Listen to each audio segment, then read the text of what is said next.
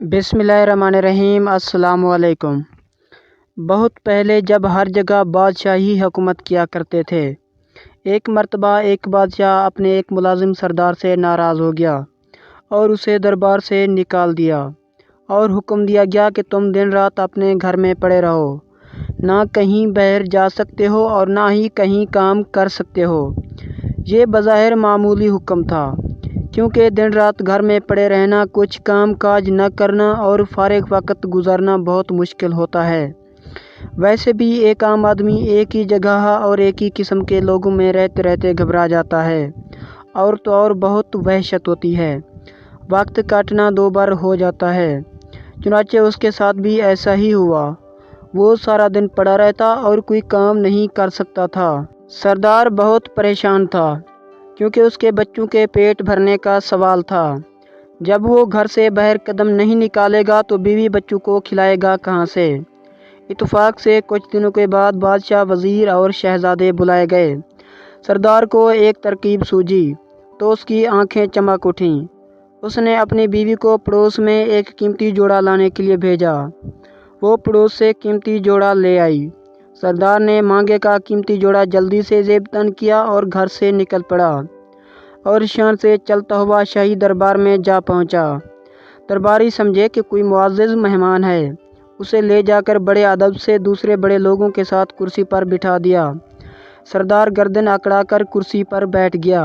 दरबार शुरू हुआ तो जश्न की तमाम रस्में अदा की गईं और इसके बाद दस्तरखान पर आला किस्म के खाने रखे गए। सरदार ने भी हाथ बढ़ाकर खूब डटकर खाना खाया और फिर नज़र बचाकर बड़ी चालाकी से सोने की एक रकाबी अपने लिबास में छुपा ली और दरबार ख़त्म होते ही वहाँ से 9-2-11 हो गया और घर आकर बड़े मज़े से सारा वाक़या अपनी बीवी को कह सुनाया।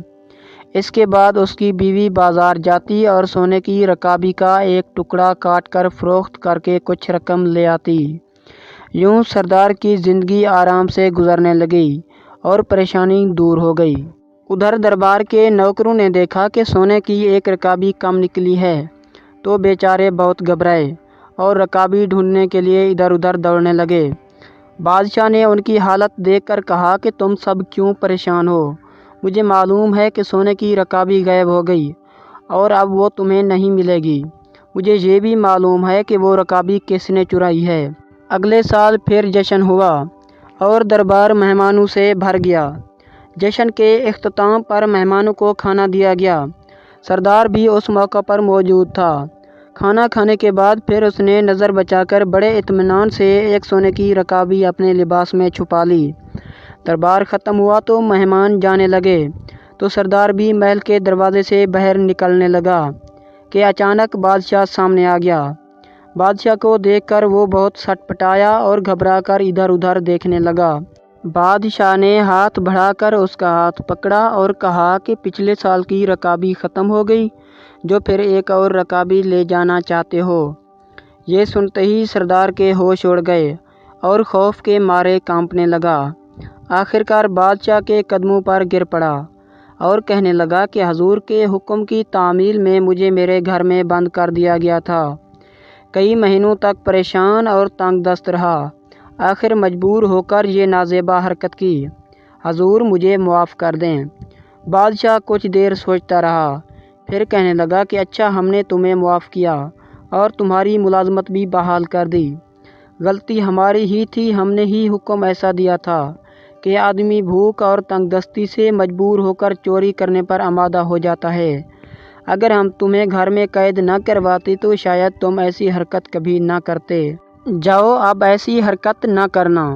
चोरी बहरहाल बुरी हरकत है। बादशाह और सरदार दोनों ने गलती की थी। दोनों ने अपनी अपनी गलती तस्लीम कर ली और एक दूसरे को आइंदा के लिए इबरत हासिल हो गई।